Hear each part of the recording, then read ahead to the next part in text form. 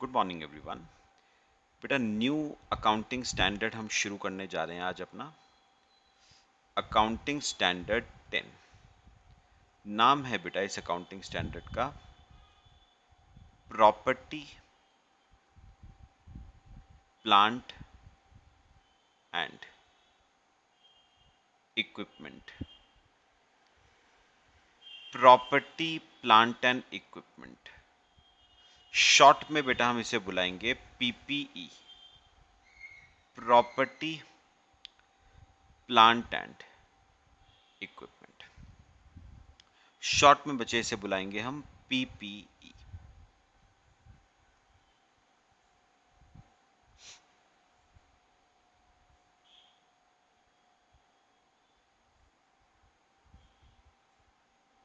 चलो बच्चे, बेटा मुझे मेरी ना पहले एक बात समझनी है, फिर कॉपी करना। बेटा सुनो, बेटा पहले क्या होता था, पहले क्या होता था, जो बेटा फिक्स्ड असेट्स थे ना, कौन से असेट्स?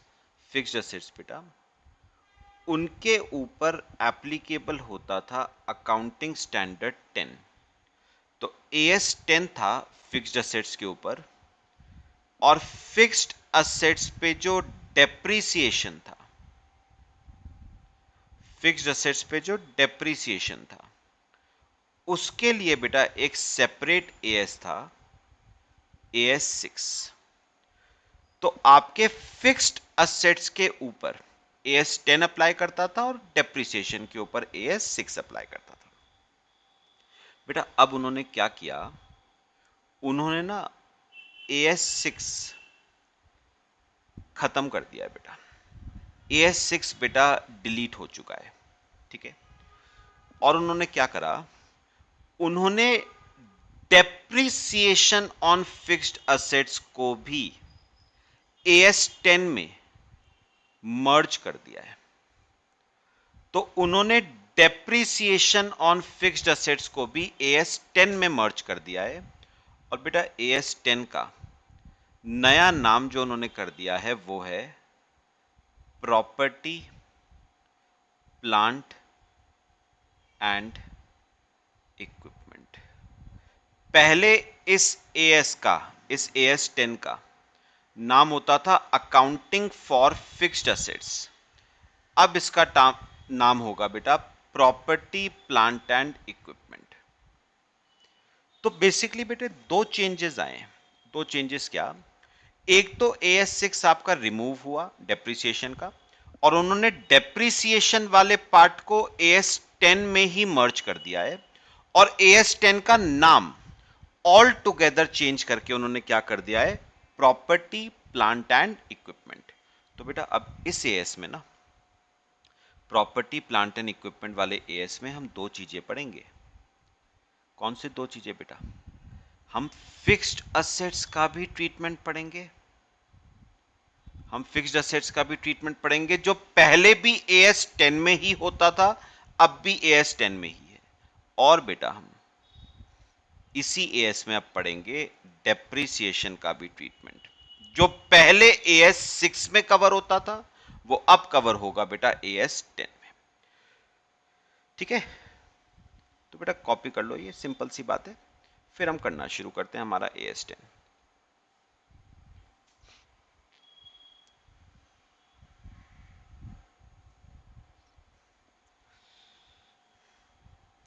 चलो बच्चे करना शुरू करें। सबसे पहले बेटा लिखोगे मीनिंग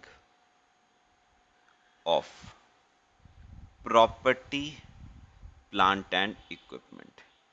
बेटा इस एएस में ना आप नाम फिक्स्ड असेट्स यूज नहीं करोगे, आप नाम यूज करोगे प्रॉपर्टी प्लांट एंड इक्विपमेंट। ठीक है, चलो बेटा इसकी डेफिनेशन क्या है वो लिखना, लिख दो। PPE are, PPE are tangible items, PPE are tangible items. Second point, held for use in held for use in production of goods or providing services or rental to others or for administrative purposes or for administrative or for administrative purposes, ठीक है, and having life more than 12 months. लो बेटा copy करो, and having life more than 12 months. चलो बच्चे copy कर लो. PPE are tangible items held for use in production of goods or providing services or rental to others or for administrative purposes and having life more than 12 months. चलो बेटा लिखो, फिर हम समझना शुरू करते हैं. तो बेटा एक बार देखो, उन्होंने पीपी को बेटा डिफाइन कैसे किया. उन्होंने कहा पीपीई आर टेंजेबल आइटम्स. तो बेटा एक बात मुझे ना जो यहीं से बेटा क्लियर हो गई, वो क्या है कि उन्होंने ना पीपीई की डेफिनेशन से एक्सक्लूड कर दिया है. एक्सक्लूड कर दिया है किसको बेटा?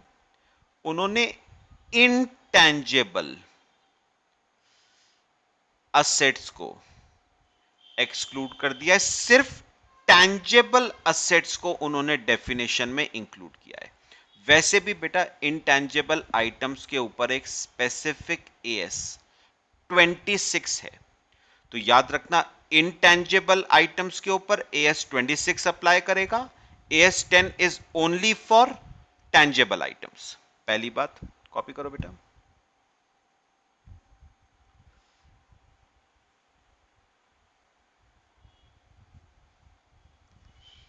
लो बेटा कॉपी करो, साथ साथ मेरे कॉपी करते रहो. फिर उन्होंने कहा है हेल्ड फॉर यूज. सुनो, पीपी क्या है? पीपी बेटा टैंजेबल आइटम्स हैं जिन्हें आप होल्ड करके रखते हो ताकि आप इन्हें यूज कर पाओ. बेटा किस चीज के लिए यूज कर पाओ? In production of goods.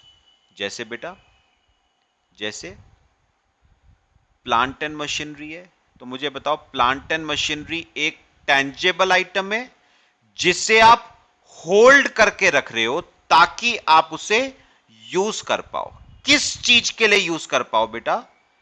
Production of goods के लिए, ठीक है, या फिर आप उसे यूज कर पाओ इन प्रोवाइडिंग सर्विसेज. अब जैसे बेटा एक बात सुनो, जैसे करंटली अगर बोला जाए, मैं आपको बेटा ऑनलाइन लेक्चर्स की सर्विसेज प्रोवाइड कर रहा हूं, ऑनलाइन क्लासेस की सर्विसेज प्रोवाइड कर रहा हूं.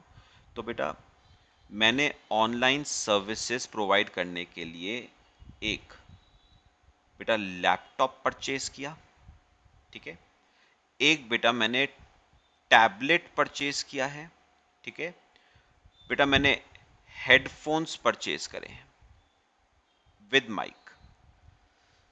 बात समझ आई बेटा सबको? तो मुझे एक बात बताओ बेटा, लैपटॉप, टैबलेट, हेडफोन्स, ये तीनों बेटा क्या हैं? टैंजेबल आइटम्स जिन्हें मैं होल्ड करके रख रहा हूं ताकि मैं इन्हें यूज कर पाऊं. किस चीज के लिए यूज कर पाऊं? In providing online classes, online coaching services, ताकि मैं आपको ऑनलाइन क्लासेस की सर्विसेज प्रोवाइड कर पाऊं. तो ये मेरा क्या है, property plant and equipment, PP. बात समझ आई बेटा? कॉपी करते रहो। अच्छा बेटा, इसके बाद रेंटल टू अदर्स, जैसे बेटा पता है होता क्या है, सुनो। जैसे आपने कभी ध्यान दिया हो आपने बेटा, बहुत सारी कैब रेंटिंग कंपनीज होती हैं। कौन सी बेटा? Cab renting companies. वो आपको क्या करती हैं, वो आपको कैब्स रेंट पे देती हैं। तो मेरे को एक बात बताओ, कोई कैब रेंटिंग कंपनी है जिसने कार्स परचेस करी ताकि वो कार्स को आगे किस पे दे पाए, रेंट पे दे पाए। तो मुझे बताओ, car is a tangible item जिसे कैब रेंटिंग कंपनी होल्ड करके रख दी है ताकि उसे आगे किस पे दे पाए, रेंट पे। तो वो कैब कैब रेंटिंग कंपनी के लिए बेटा क्या होगी, प्रॉपर्टी प्लांट एंड इक्विपमेंट। तो मैं यहां पर लिख रहा हूं rent a cab, rent a cab company. उसके लिए जो कैब्स हैं वो बेटा क्या होंगी, प्रॉपर्टी प्लांट एंड इक्विपमेंट। बात समझ आई बेटा सबको? अच्छा, इसके अलावा बेटा फॉर एडमिनिस्ट्रेटिव पर्पसेस, अब पता है बेटा, सुनो सुनो, अब एक बात याद रखना, अगर आप ध्यान से सुनना, अगर आप अगर आपने कोई असेट खरीदा, ना तो आप इस उससे प्रोडक्शन कर रहे हो, ना आप उससे सर्विसेज प्रोवाइड कर रहे हो, ना आप उसे रेंटल पर्पस के लिए यूटिलाइज कर रहे हो, बल्कि आप एडमिनिस्ट्रेटिव पर्पस के लिए उस असेट को क्या कर रहे हो, यूटिलाइज। जैसे बेटा कंप्यूटर्स, बेटा कंप्यूटर्स जनरली बेटा कहां पर लगाए जाते हैं, फैक्ट्री में या ऑफिस में? ऑफिस में। मतलब कंप्यूटर्स प्रोडक्शन के लिए यूज नहीं हो रहे हैं, ठीक है? मैं मैन्युफैक्चरिंग कंसर्न की बात कर रहा हूं। कंप्यूटर्स प्रोडक्शन के लिए यूज नहीं हो रहे हैं, कंप्यूटर्स सर्विसेज देने के लिए यूज नहीं हो रहे हैं, रेंटल पर्पस के लिए यूज नहीं हो रहे हैं, कंप्यूटर्स एडमिनिस्ट्रेटिव पर्पस के लिए यूज हो रहे हैं, तो इन्हें भी बेटा प्रॉपर्टी प्लांट एंड इक्विपमेंट माना जाएगा। बात बेटा समझ आई सबको? कॉपी करो। और मेन बात बेटा आगे आ जाती है, and having life more than 12 months. ध्यान रखना बेटा, उस असेट की यूजफुल लाइफ, सुनो, उस असेट की यूजफुल लाइफ बेटा 12 मंथ से ज्यादा होनी चाहिए। लिख लेना यहां पर, उस असेट की यूजफुल लाइफ कितनी होनी चाहिए बेटा, मोर देन 12 मंथ्स होनी चाहिए, 12 महीने से ज्यादा। Having useful life more than 12 months. लो बेटा, ये आपके प्रॉपर्टी प्लांट एंड इक्विपमेंट की डेफिनेशन कंप्लीट हो गई। मेरे ख्याल से बच्चे क्लियर हुआ? तो कैसे डिफाइन किया बेटा मैंने प्रॉपर्टी प्लांट एंड इक्विपमेंट को? Property plant and equipment are tangible items जिसे आप होल्ड करके रखते हो ताकि आप उसे यूज कर पाओ। किस पर्पस के लिए? प्रोडक्शन के लिए, सर्विसेज प्रोवाइड करने के लिए, रेंटल के लिए, एडमिनिस्ट्रेटिव पर्पसेस के लिए, और जिसकी यूजफुल लाइफ बेटा 12 महीने से ज्यादा होती है। करो बेटा कॉपी, फिर हम आगे चलते हैं।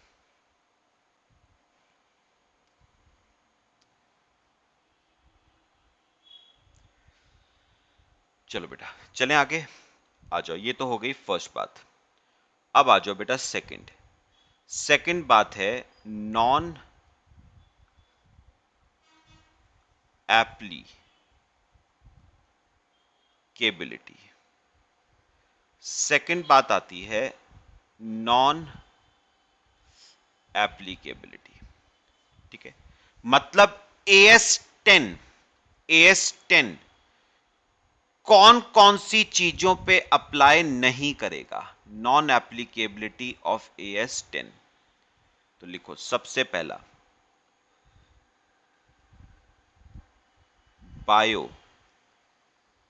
biological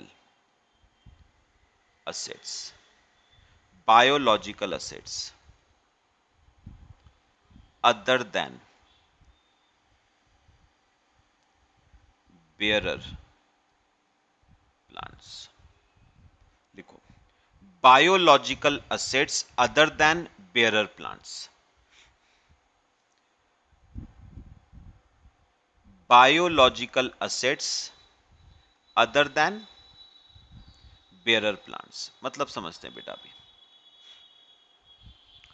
बेटा उन्होंने बताओ किसको AS10 की श्रेणी में नहीं रखा है बेटा। उन्होंने कहा है बायोलॉजिकल असेट्स पे AS10 अप्लाई नहीं करेगा।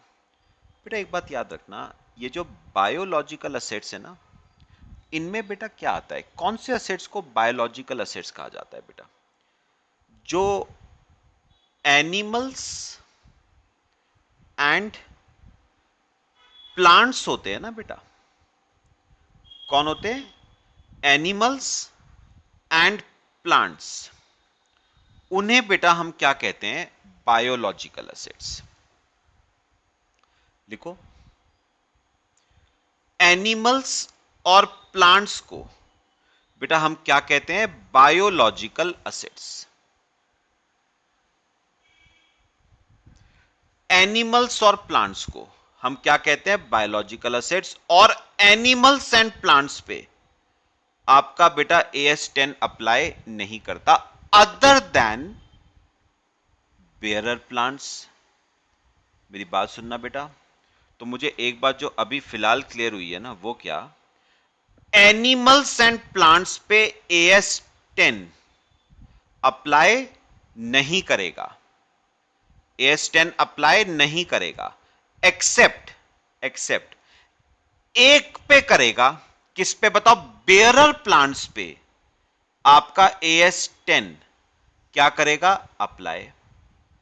अब बेटा ये बेयरर प्लांट्स क्या होते हैं समझते हैं।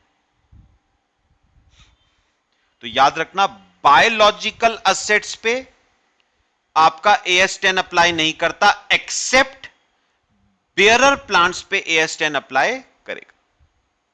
क्या होते हैं बेटा ये बेयरर प्लांट्स? लिखना बेटा मेरे साथ साथ हेडिंग, बेयरर प्लांट्स। बहुत सिंपल सा बेटा, आपको इसका एग्जांपल दूंगा, अभी क्लियर हो जाएगा आपको। बेयरर प्लांट्स बेटा, बेयरर प्लांट्स बेसिकली पता है, जैसे देखो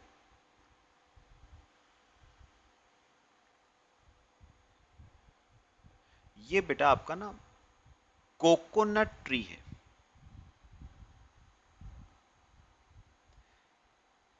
ये बेटा आपका कोकोनट ट्री है।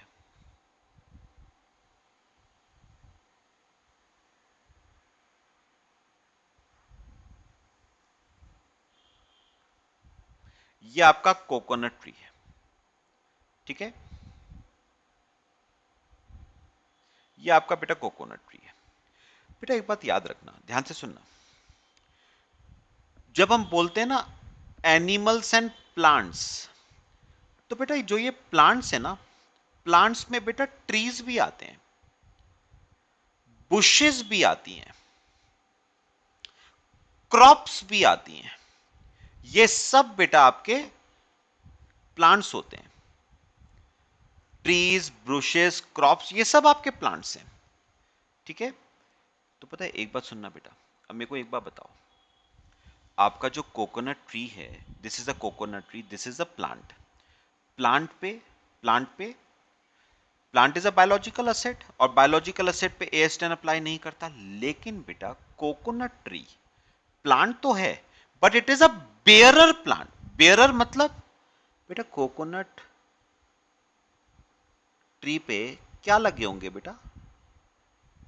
कोकोनट्स लगे होंगे ना। कोकोनट ट्री पे क्या लगे होंगे? कोकोनट्स। तो बेटा क्योंकि this plant bears certain thing, तो हम इस कोकोनट ट्री को बेटा क्या कहते हैं? क्या कहेंगे इसे? Bearer plant. तो this is a bearer plant. तो कोकोनट ट्री को बेटा हम क्या कहेंगे? Bearer plant. ऐसी आम के पेड़, लीची के पेड़, सेब के पेड़, ये सब बेटा क्या हैं? बेरर प्लांट्स हैं। कोकोनट ट्रीज को हम क्या कहेंगे? Barrel plants. और क्योंकि ये बेरल प्लांट्स हैं, इनके ऊपर AS10 बच्चे क्या करता है? अप्लाई करता है। और डेफिनेशन भी अगर आप सेटिस्फाई करके देखो तो बेटा डेफिनेशन भी सेटिस्फाई होती है। मुझे बताओ, सुनो सुनो, डेफिनेशन को सेटिस्फाई करो। क्या ये कोकोनट ट्री AS10 की डेफिनेशन सेटिस्फाई करता है? बिल्कुल बेटा। क्या ये कोकोनट ट्री टेंजेबल आइटम है? बिल्कुल है, छू सकते हो आप इसे।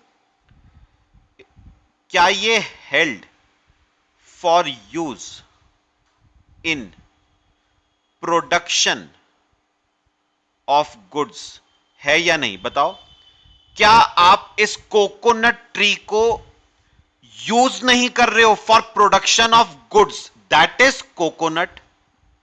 क्या आप इस ट्री की मदद से बेटा कोकोनट प्रोड्यूस नहीं कर रहे हो? बिल्कुल कर रहे हो। और तीसरी शर्त, क्या इसकी लाइफ बेटा मोर देन 12 मंथ्स नहीं है? बिल्कुल है बेटा, मोर देन 12 मंथ्स। तो याद रखना, bearer plants, bearer plants although biological assets है, but still they are considered as property, plant and equipment. और इनके ऊपर बेटा AS10 अप्लाई करता है। कॉपी करो यहां तक।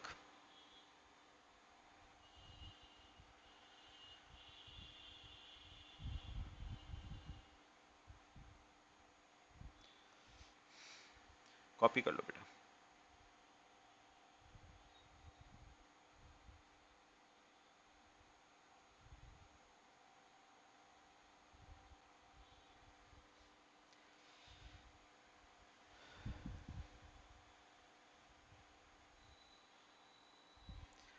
ठीक है बच्चे,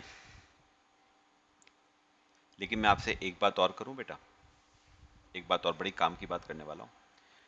coconut tree is a bearer plant, तो उस पे तो AS10 अप्लाई करता है, उसे प्रॉपर्टी, प्लांट एंड इक्विपमेंट माना गया है। What about coconut? बेटा कोकोनट का क्या होगा? क्या कोकोनट को भी बेयरर प्लांट माना गया है क्या बेटा? क्या कोकोनट बेयरर प्लांट है क्या? Coconut is not a bearer plant, is not a bearer plant. ये तो बेटा बेयरर प्लांट का एग्रीकल्चरल प्रोड्यूस है। हम कोकोनट को बेटा एग्रीकल्चरल प्रोड्यूस कहते हैं। ये बेयरर प्लांट का प्रोड्यूस है, एग्रीकल्चरल प्रोड्यूस है। और बेटा इसके ऊपर AS10 अप्लाई नहीं करता है। इसके ऊपर coconut does not cover under AS10, is not covered under AS10। तो कोकोनट आपका AS10 में कवर नहीं होता है। कोकोनट ट्री कवर्ड है, लेकिन कोकोनट AS10 में कवर्ड नहीं है। लो बच्चे कॉपी करो। इसका ना बेटा एक सेपरेट AS जो एग्रीकल्चर पे है, वो इन प्रोग्रेस है। अभी तक आया नहीं है वो, लेकिन बहुत जल्दी आ सकता है। तो कोकोनट उस स्पेसिफिक AS में कवर होगा, AS10 में कोकोनट्स कवर्ड नहीं है। ठीक है बेटा?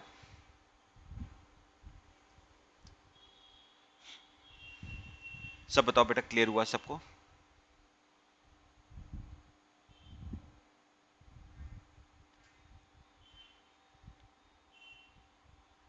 आगे चलें बच्चे। तो बताओ, पहली हमने बात क्या करी? AS10 किस पे अप्लाई नहीं करता बेटा? बायोलॉजिकल असेट्स पे AS10 अप्लाई नहीं करेगा, एक्सेप्ट बेयरर प्लांट्स पे अप्लाई करेगा AS10। लेकिन बेयरर प्लांट्स के प्रोड्यूस पे, मतलब कोकोनट्स पे AS10 अप्लाई नहीं करेगा। ठीक है, अब आ जाओ बेटा सेकंड। सेकंड बेटा AS10 ना वेस्टिंग असेट्स पे भी अप्लाई नहीं करता है। किस पे बेटा? Wasting assets. अब ये वेस्टिंग असेट्स क्या होते हैं? जैसे बेटा मिनरल्स, ऑयल, नेचुरल गैसेस, इन पे बेटा AS10 अप्लाई नहीं करेगा।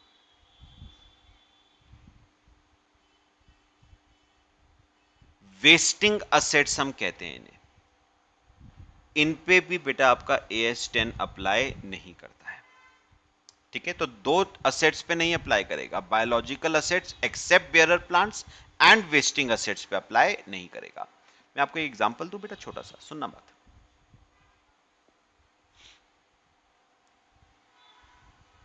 बेटा हुआ क्या, एक कंपनी है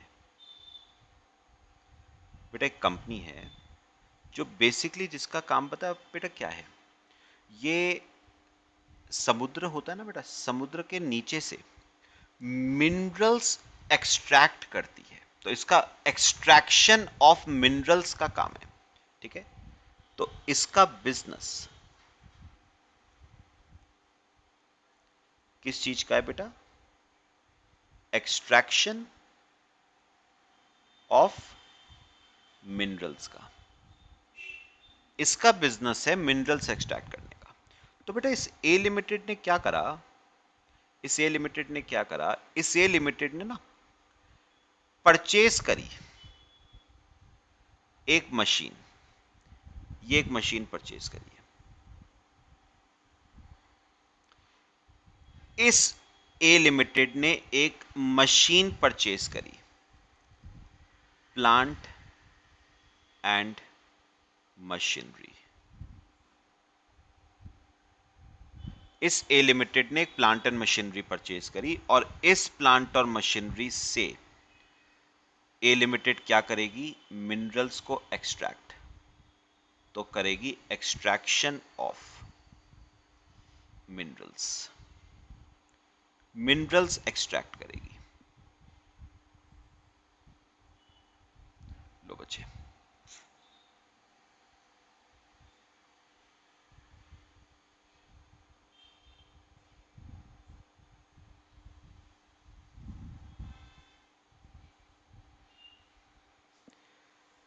बात समझ आई? पक्का समझ आया? अब मैं आपसे बस एक क्वेश्चन पूछूंगा बेटा, जो मेरा क्वेश्चन है वो सुनना बेटा। मेरा क्वेश्चन है आपसे, वेदर AS10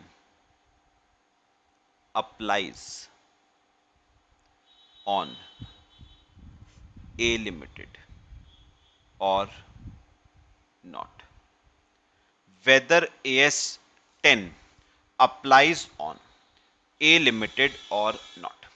ये मेरा क्वेश्चन है, बताओ बेटा क्या आंसर होगा इसका? क्या AS10 A लिमिटेड के ऊपर अप्लाई करेगा या नहीं? तो बेटा वेस्टिंग असेट्स के ऊपर AS10 अप्लाई नहीं करता है, मिनरल्स के ऊपर AS10 अप्लाई नहीं करता। तो क्या आंसर क्या कहूं? ए लिमिटेड के ऊपर AS10 अप्लाई नहीं करेगा। सोचो, मैंने क्या कहा? मिनरल्स आर वेस्टिंग असेट्स, उनके ऊपर AS10 अप्लाई नहीं करेगा। लेकिन बेटा मिनरल्स जिस मशीन से एक्सट्रैक्ट कर रहे हो बेटा, वो मशीन थोड़ी ना वेस्टिंग असेट है, वो तो प्रॉपर्टी, प्लांट और इक्विपमेंट की डेफिनेशन को सेटिस्फाई करती है बेटा। टेंजेबल आइटम है जिसे आप होल्ड करके रख रहे हो ताकि आप इसे यूज कर पाओ for production of goods. Extraction of minerals नहीं कर रहे हो, और इसकी लाइफ 12 महीनों से ज्यादा है। तो बेटा ये तो प्रॉपर्टी, प्लांट और इक्विपमेंट मानी जाएगी ना एज पर AS10। तो याद रखना, मिनरल्स पे अप्लाई नहीं करता है, लेकिन मिनरल्स जिस मशीन से एक्सट्रैक्ट होंगे उस पे तो AS10 अप्लाई करेगा ना। तो आंसर आप लिखोगे AS10 shall apply on on plant and machinery used for extraction of minerals however however AS10 does not apply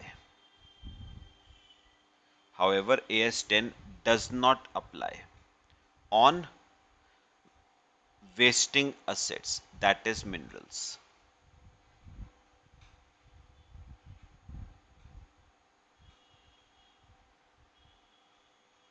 on wasting assets that is mineral. तो याद रखना बेटा वेस्टिंग असेट्स पे अप्लाई नहीं करेगा, लेकिन मिनरल्स जिस मशीन से एक्सट्रैक्ट कर रहे हो उस मशीन पे तो AS10 अप्लाई करेगा ना बेटा, डेफिनेशन को सेटिस्फाई करता है।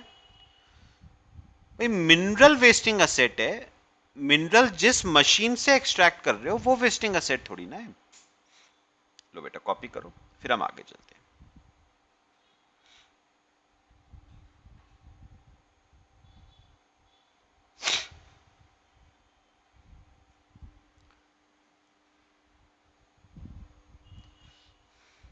चलो आगे चलें बेटे, और मेरे साथ साथ हेडिंग लिखना।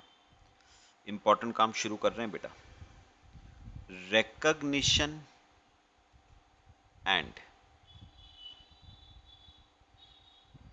measurement। लो बेटा हेडिंग लिखो, recognition and measurement।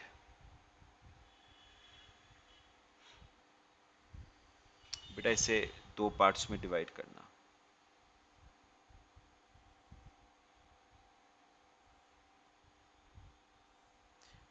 एक बेटा इनिशियल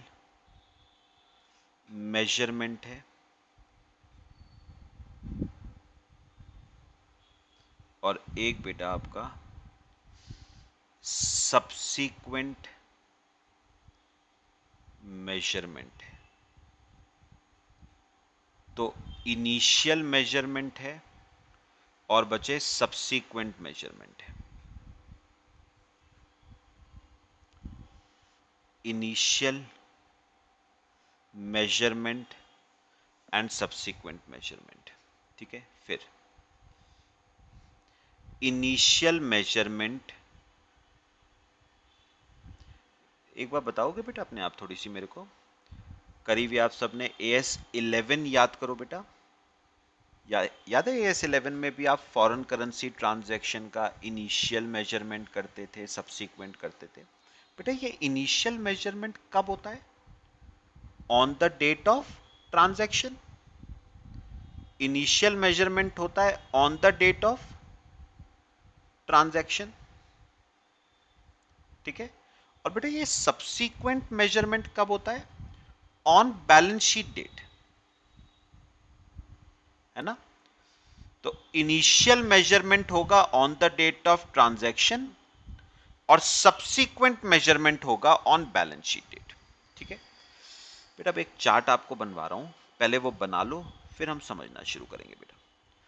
बेटा इनिशियल मेजरमेंट को ना तीन पार्ट्स में डिवाइड करना।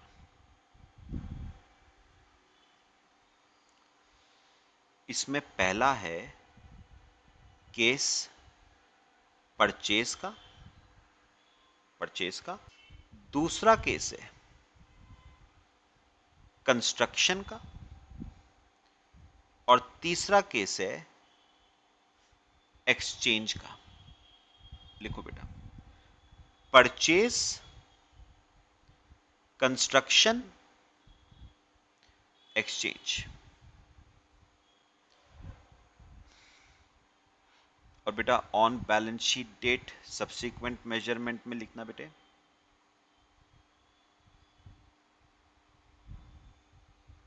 दो मॉडल्स हैं, कॉस्ट मॉडल और रीवैल्यूएशन मॉडल।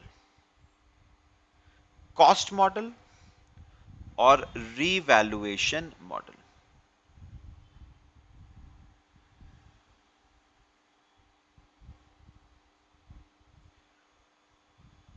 लो बेटा कॉपी करो।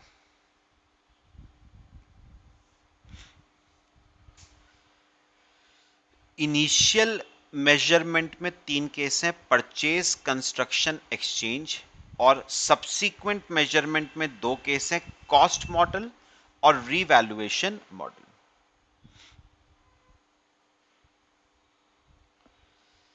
ओके बेटा, करना शुरू करें अब। चलो बेटा मेरे साथ साथ पहले आ जाओ परचेज के केस पे। लिखो नोट नंबर 1, नोट नंबर 1, और आ जाओ नोट नंबर 1।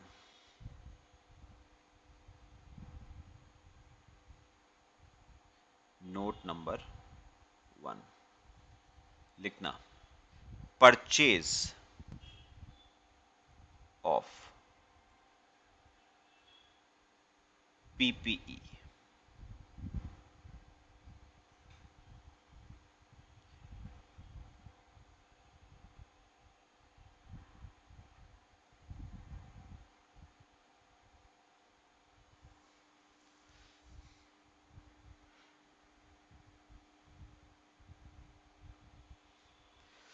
तो बेटा एक बात, मेरी बात सुनो, छोटी सी बात सुनना बेटा। बेटा जब आप कोई प्रॉपर्टी, प्लांट और इक्विपमेंट आप खरीदते हो ना, जब भी आप कोई प्रॉपर्टी, प्लांट और इक्विपमेंट खरीदोगे, तो बेटा आप ना मेनली मेनली 2 कॉस्ट बेटा इंकर करते हो। एक तो मेन कॉस्ट तो आप इंकर करोगे पीपीई की परचेज कॉस्ट, है ना। अगर आप कोई पीपीई खरीदोगे तो उसकी एक तो परचेज कॉस्ट इंकर करोगे, प्लस प्लस बेटा आप ना कुछ अदर एक्सपेंसेस भी इंकर करते हो, कुछ और खर्चे भी आप इंकर करते हो बेटा, जब भी आप कोई पीपीई परचेज करते हो। तो बेटा जब भी आप पीपीई परचेज करोगे ना, तो सिर्फ परचेज कॉस्ट इंकर नहीं करते हो आप, परचेज कॉस्ट के अलावा भी आप बेटा बहुत सारे एडिशनल खर्चे आप इंकर करते हो, which are which are incurred which are incurred in order to bring which are incurred in order to bring PPE to its working condition, which are intended to bring which are incurred to bring PPE to its working condition for intended purpose.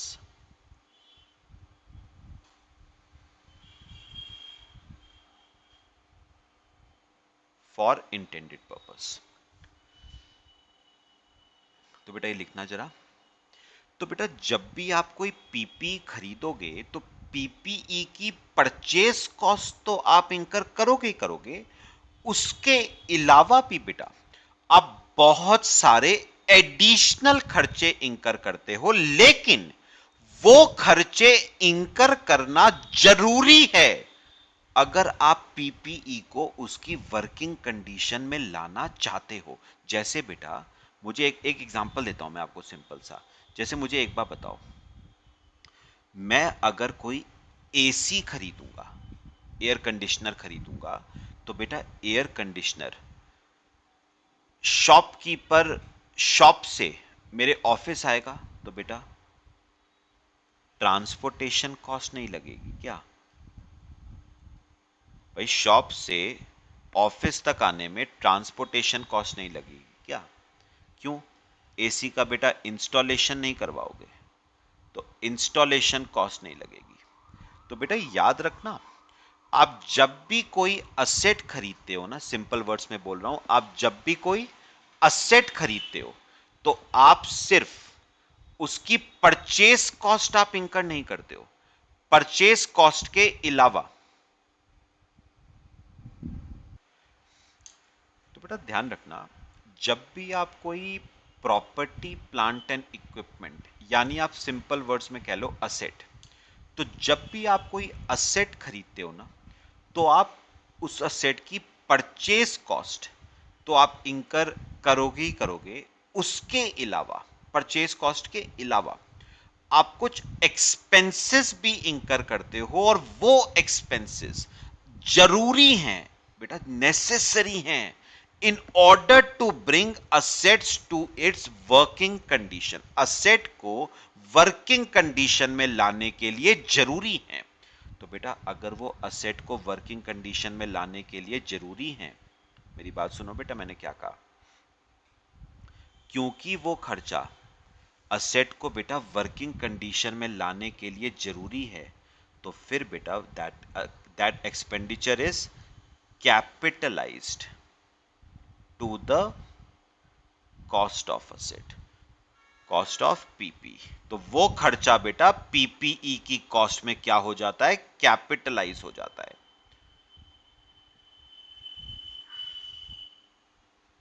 उस खर्चे को बेटा revenue नहीं माना जाता है, that is capitalise to the cost of PP.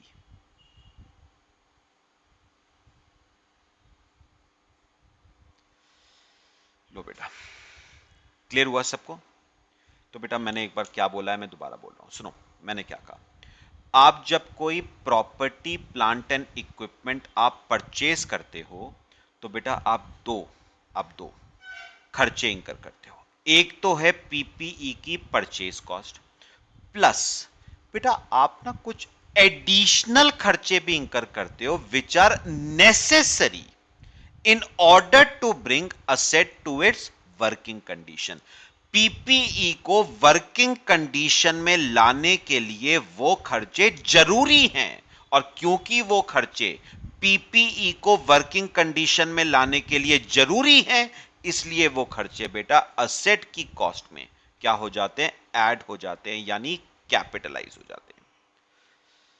Copy करो बेटा, फिर हम आगे चलते हैं।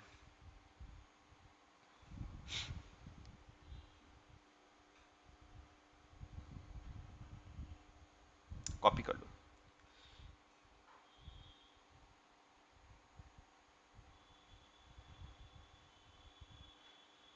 चलें बच्चे आगे, आ जाओ मेरे साथ साथ। अब एक स्टेटमेंट बनाओगे बेटा, मेरे साथ साथ आप लोग एक स्टेटमेंट बनाओगे।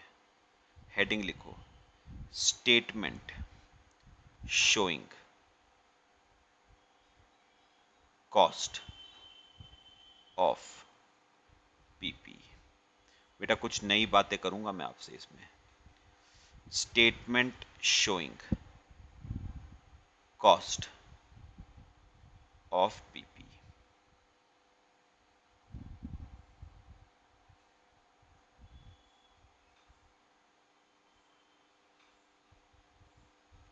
Statement showing cost of PP, heading लिखो बेटा। तो मेरे को एक बार बताओ, अभी मैंने बताया सबसे पहले जब आप पीपीई परचेज करते हो, तो आप सबसे पहली कॉस्ट कौन सी इंकर करते हो, उसकी परचेज कॉस्ट सबसे पहले बेटा, परचेज कॉस्ट। अच्छा, इसके अलावा मैंने कहा ना आप कुछ एडिशनल खर्चे भी इंकर करते हो which are necessary to bring PPE to its working condition, जैसे initial delivery and handling cost, मतलब आप सिंपल वर्ड्स में ट्रांसपोर्टेशन कॉस्ट कह लो। Initial delivery and handling cost. इसके बाद बेटा आप इंकर करते हो साइट प्रिपरेशन कॉस्ट। लिखते रहना बेटा, साइट प्रिपरेशन कॉस्ट। बेटा क्या होती है, छोटा छोटा आपको ना मैं साथ साथ बताते चलता हूं बेटा। बेटा initial delivery and handling cost तो हो गई आपकी, कह लो ट्रांसपोर्टेशन कॉस्ट। इसे तो आप कह लो अपना सिंपल वर्ड्स में ट्रांसपोर्टेशन कॉस्ट, इसे तो कह लो आप सिंपल वर्ड्स में ट्रांसपोर्टेशन कॉस्ट बेटा। ठीक है, अच्छा बेटा what is this site preparation cost? तो बेटा ऐसा होता है, जब आप कोई मशीन खरीदते हो ना, जब आप कोई मशीन खरीदते हो तो बेटा मशीन का एक फाउंडेशन पहले बनाया जाता है। आप लोग मत बनाना, मेरी बात सुनो, ये डायग्राम मत बनाना। पहले बेटा मशीन का ना एक फाउंडेशन बनाया जाता है, उस फाउंडेशन के ऊपर इस मशीन को बेटा इंस्टॉल किया जाता है। तो पहले बेटा नींव रखी जाएगी, फाउंडेशन बनाया जाएगा बेटा। पहले पहले फाउंडेशन क्लियर करोगे ना इंटरमीडिएट पे, तो बाद में आओगे बेटा। तो पहले फाउंडेशन बनाया जाएगा, उसके बाद उस फाउंडेशन पे क्या रखी जाएगी? मशीन। उस फाउंडेशन को हम क्या कह रहे हैं? Site preparation cost. तो आप ना एक काम करो, जहां पर साइट प्रिपरेशन कॉस्ट लिखा है ना, वहां पर ब्रैकेट्स में नीचे लिखना फाउंडेशन कॉस्ट। ठीक है बेटा, छोटा छोटा लिखते रहना। चलो, ये दो खर्चे हो गए। इसके अलावा बेटा मेन खर्चा, फिर बताओ उस फाउंडेशन के ऊपर मशीन को क्या करोगे? इंस्टॉल। तो इंस्टॉलेशन की कॉस्ट आएगी। बात समझ आ रही है? ठीक है, इंस्टॉलेशन कॉस्ट। अच्छा इसके बाद, अच्छा एक बात और बेटा, आपको ना जब आप फाउंडेशन बनाते हो और फाउंडेशन के ऊपर मशीन को इंस्टॉल करते हो, तो बेटा you need services of architects and engineers. आपको आर्किटेक्ट और इंजीनियर्स की सर्विसेज की जरूरत पड़ेगी, और उन्हें बेटा क्या पे करोगे? Professional fees. क्या पे करोगे उन्हें? Professional fees.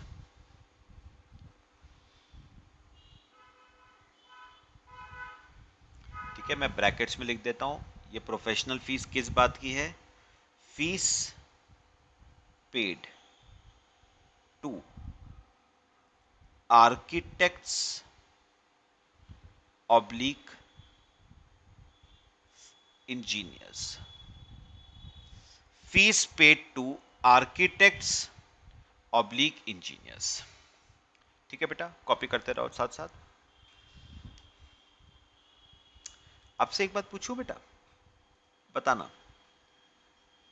याद करो AS16, बेटा जो बोरोइंग कॉस्ट है ना, वो भी ऐड होगी एज पर AS16। याद करो कब ऐड होगी, मेरी बात सुनना बेटा। कब ऐड होगी वो बोरोइंग कॉस्ट? अगर अगर अगर अगर वो बोरोइंग कॉस्ट इंकर हुई है फॉर अ क्वालिफाइंग असेट। मतलब अगर ये पीपी क्वालिफाइंग असेट है, अगर है, तो बेटा बोरोइंग कॉस्ट क्या होगी? कैपिटलाइज होगी। If PPE is a qualifying asset. तो अगर पीपीई क्वालिफाइंग असेट है, तो बेटा बोरोइंग कॉस्ट क्या हो जाएगी? कैपिटलाइज हो जाएगी। कॉपी करो बेटा, यहां तक कॉपी कर लो।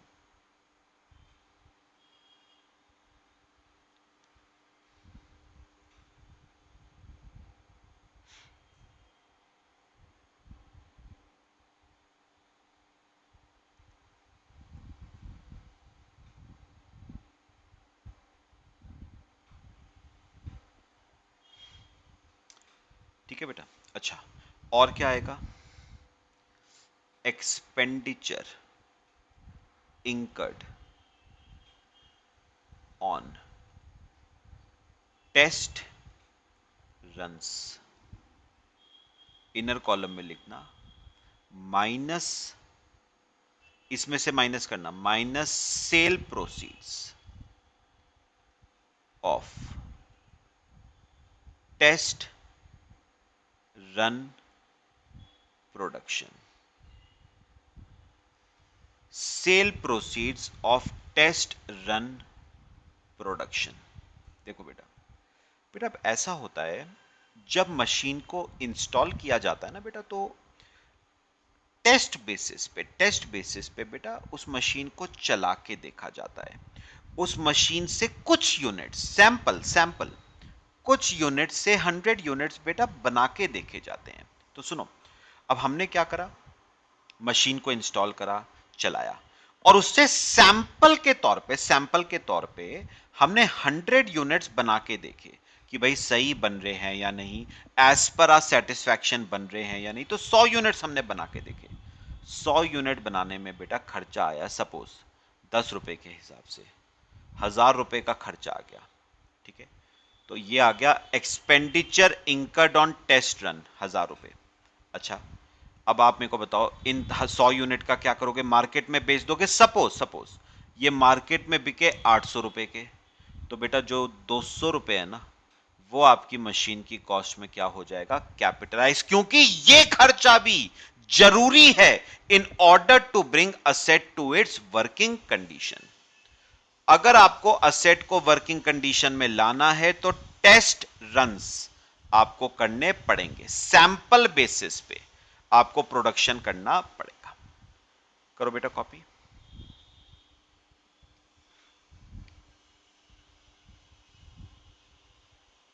बाकी बेटा इसके अलावा ना कुछ चीजें हमारी माइनस भी होती हैं, जैसे आपके सप्लायर ने आपको कुछ ट्रेड डिस्काउंट दिया,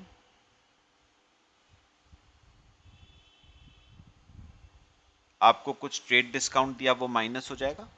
ठीक है, अच्छा याद करो बेटा, अगर आपको पीपीई खरीदने के लिए बेटा गवर्नमेंट से कुछ ग्रांट मिली है एज पर एएस 12, तो बेटा वो भी तो माइनस होगी ना, नहीं?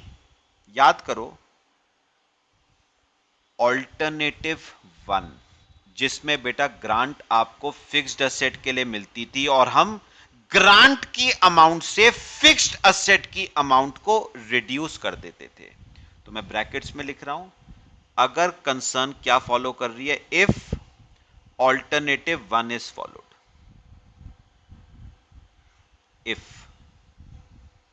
Alternative 1 is followed, if alternative 1 is followed. ठीक है बेटा, लिखते जाओ, if alternative 1 is followed.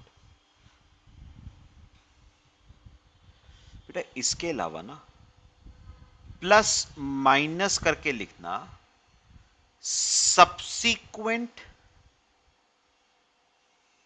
Price adjustments. बेटा कई बार ऐसा हो सकता है कि बाद मशीन खरीदने के बाद आपको सप्लायर ने प्राइस बढ़ा दिया या कम कर दिया। सुनो, ऐसा भी हो सकता है। सुनो, फॉर एग्जाम्पल आपने मशीन बेटा 50 लाख की खरीदी थी, बाद में मशीन का प्राइस गिर गया और उसने वो मशीन आपको 50 की जगह 48 लाख की दे दी। तो मेरे को एक बात बताओ, उसने आपने यहां पर परचेज कॉस्ट कितनी लिखी थी, 50, क्योंकि इनिशियली मशीन आपको 50 की पड़ी थी, लेकिन बाद में जाके उसने आपके प्राइस को एडजस्ट कर दिया, डिक्रीज कर दिया 2 लाख रुपए से। तो यहां पर बेटा आप 2 लाख क्या करना, माइनस करना, और अगर प्राइस बढ़ा दिया है तो ऐड हो जाएगा बेटा।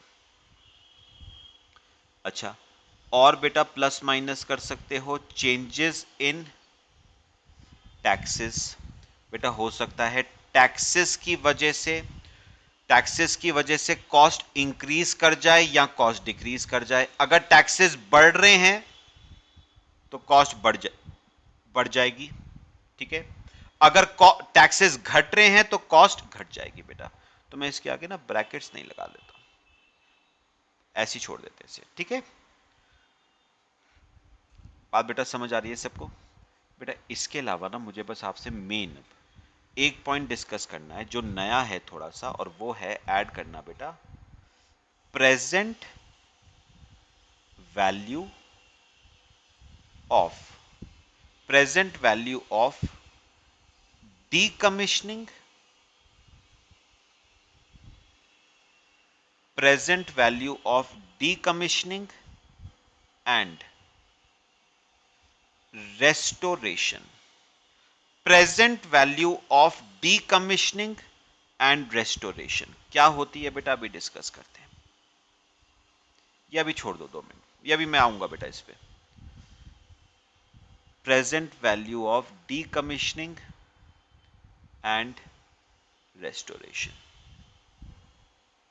बस बेटा इन सबको ऐड करोगे ना तो वो आपकी कॉस्ट ऑफ पीपी आ जाएगी ये आपकी cost of property plant and equipment आ जाएगी कॉस्ट ऑफ पीपी लिखो बेटा फिर बेटा इसमें ना इसी नोट 1 में एक नोट डाल के लिखना इसी नोट का पार्ट है बेटा all general and administrative overheads are excluded from cost of PPE. All general and administrative overheads are excluded from cost of PPE since they are not necessary. Since they are not necessary for bringing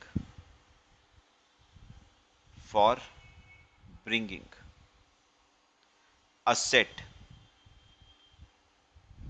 to its working condition तो बेटा याद रखना जितने भी general overheads हैं administrative overheads हैं बेटा वो पीपीई की कॉस्ट में इंक्लूड नहीं होते हैं क्यों क्योंकि बेटा general overheads are not incurred in order to bring asset to its working condition वो असेट को वर्किंग कंडीशन में लाने के लिए जरूरी नहीं होते हैं इसलिए बेटा हम उन्हें पीपीई की कॉस्ट में इंक्लूड नहीं करते हैं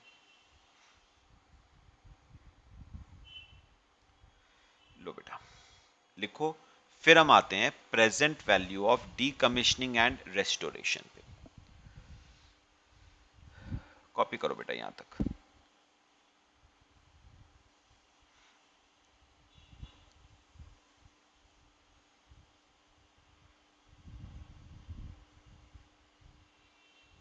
करें चलो हेडिंग लिखो जरा present value of decommissioning and restoration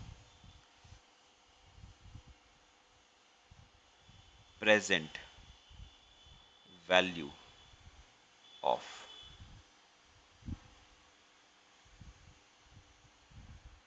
decommissioning बेटा ये भी ना एक नई चीज थी जो AS10 में इंट्रोड्यूस करी गई थी ये पुराना जो AS10 था ना फिक्स्ड असेट्स का उसमें बेटा इस टाइप की कोई चीज नहीं थी क्या है मैं आपको समझाता हूं देखो बेटा एक एग्जांपल जरा मेरे साथ साथ लिखना बेटा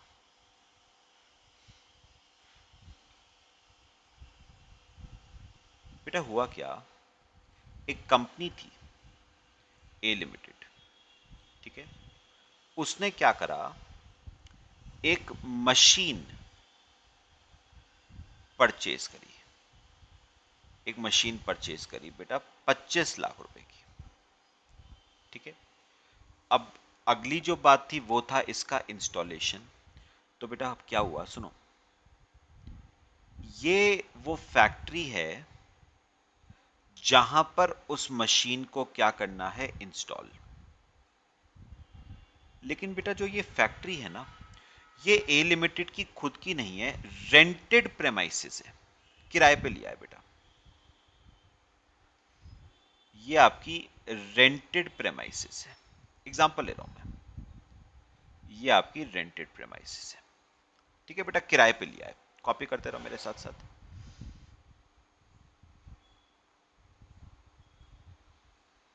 ये आपकी बेटा रेंटेड प्रेमाइसेस है। अब सुनो बेटा, मैंने अभी आपको बताया था ना, मशीन को इंस्टॉल करने के लिए पहले आपको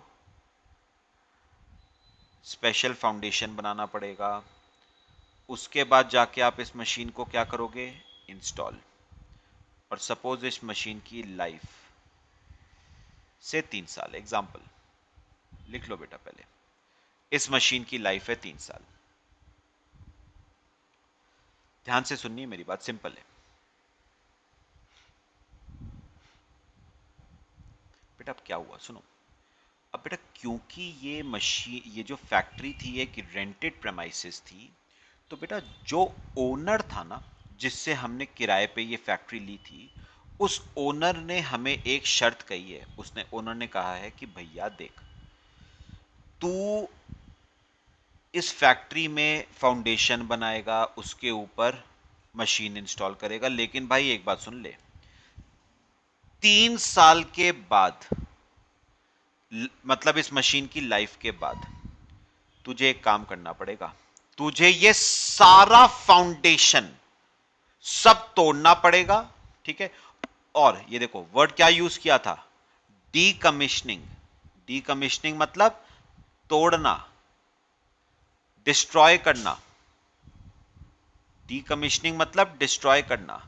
तुझे वो सारा फाउंडेशन वगैरह जो तूने बनाया है इस मशीन के लिए, वो तुझे डिस्ट्रॉय करना पड़ेगा। और तू मुझे ये फैक्ट्री उसी हालत में रिस्टोर करेगा। रिस्टोर मतलब लौटाना, रिटर्न करना।